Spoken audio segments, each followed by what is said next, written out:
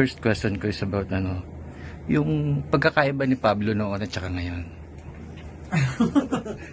Pagkakaiba, sa totoo lang, wala naman po eh.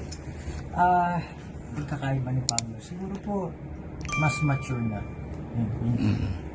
Sa lahat ng experiences ko sa buhay, ang dami kong pinagbago.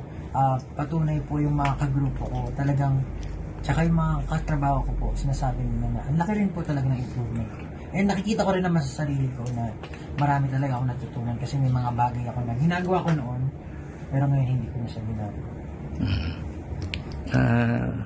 Pakiramdam ng isang sikat na grupo or individual person na gaya ng SB19. Pakiramdam? Well, firstly, sobrang masaya po kami kasi yun naman po pangarap talaga namin to yung makamit or ma-achieve yung gusto namin mangyari as a singer or as a performer.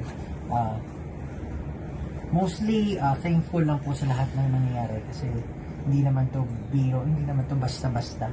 And kahit sino man pong tao kapag nakamit po nila yung gusto nilang mangyari sa buhay, for sure magiging masaya po sila. Pero yun nga po, syempre may mga consequences.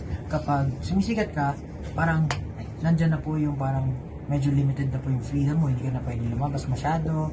Kasi ako po, honestly, ayaw ko po nag-create ng commotion when lumalabas ako. For example po, nagpunta ako sa mall, tapos may nakita sa aking fan. Okay lang naman po magpa-picture, pero usually po kasi nangyari, kapag may nagpa-picture, parang nakokot yung atensyon ng ibang tao, tapos nakakaharang na po kayo sa daan. So yun po, madalas talagang sa bahay lang, pag hindi sa bahay, office, if may kailangan sa malls, papabili na lang, kasi yun po yung mga iniiwasan. Pero ayun po, masaya po, mostly masaya kami. Pero kung papipiliin ka, Pablo noon o Pablo ngayon? Ngayon po, kasi po, sa totoo lang, syempre, ngayon, kumakain na kami lagi-lagi. Hindi po, parang ngayon po, kumakain naman kami lagi-lagi, pero ngayon po, mas na-enjoy na po namin yung security ng earning. Kumbaga, kapag may gusto kaming food, nabibili namin. Tapos, ang dami ko rin pong learning pagdating sa kung paano mag-handle ng mga tao. Kung paano ako before, usually kapag may mga maling bagay, naiinis agad ako. Pero ngayon, I know how to approach things, I know how to talk to people. Dati, ayoko talaga nakikipag-usap. Pero ngayon, kailangan ko na kasi I have teammates, I have employees, onesie na tinulong namin na company. Ayun po, mga bagay-bagay na natutunan ko na hindi ko naman masasabi na masama lahat. Pero it's something na hindi ko pagpapalit kasi lahat po yung learning ko kasama yung kagrupo ko sa mga tao.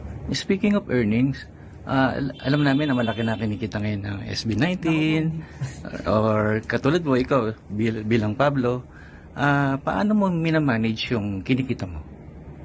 Ako po, one rule lang, marami pa lang rule sa sarili ko. Firstly, kapag hindi mo kailangan, huwag mong bibilin. Tapos, if gustong gusto mo, make sure na parang 5 times, kaya mo siyang bilhin ng 5 times. Yun lang po yung rule ko sa sarili ko. So, ngayon po, wala pa akong binibili masyado talaga. Kasi nag-iipon po ako for my own home, parang house. Malayo pa tayo. Pero yun. Pero nagplano ko bang magnegosyo just in case na makaipon ka na? Opo. Anong klaseng negosyo? Ang pangarap ko po talaga parang, ano bang tawag doon? Clothing brand po. Talaga. Kasi mahilig po ako sa damit. Hindi lang po halata kasi hindi ako madalas doon. Gusto ko po comfortable clothes. Pero mahilig po ako mag-design din ng damit. Mag-forma-forma. Pero, ayun po. Okay. Kumusta na, teka, bawal pala itanong yun. Ano po yung bagay? Gusto mo ba sagutin? Gusto mo ba sagutin? Okay. Saan na nakikita ang sarili mo ngayon? Pagdating ng takdang panahon. I mean, balang araw. Sa totoo lang po, sobrang masaya ako sa stage ng life ko po ngayon. I'm a member of SB19. Meron po akong solo career as Pablo. Tapos po, meron po akong Onesie Entertainment, which is yun po yung kumpanya po namin na tinayo ng SB19. Recently po, nag-hold po kami ng auditions para sa new artist. So, I'm happy, and in the future, I think yung lahat ng, yun nga po, katulad ng sinabi ko, lahat ng learning ko, sobrang tinetreasure ko po yun. And gusto ko po siya ipasa sa mga susunod na mga katrabaho po namin, yung mga auditionees po. Excited na ako meet sila kasi gusto kong magkaroon ng kasama or bagong artist na pwede namin i-hone or tulungan para ayun po, maabot din yung dreams nila. My last question. Sobrang sikat na ang SB19 ngayon sa ngayon. Darating ang araw na magsosolo ka na. Ikaw ba pinapangarap mo ring sumikat bilang solo artist? Firstly po, sa totoo lang po, if ikukwento ko po yung story ng SB19, hindi po ako pumasok sa SB19 para maging member ng SB19.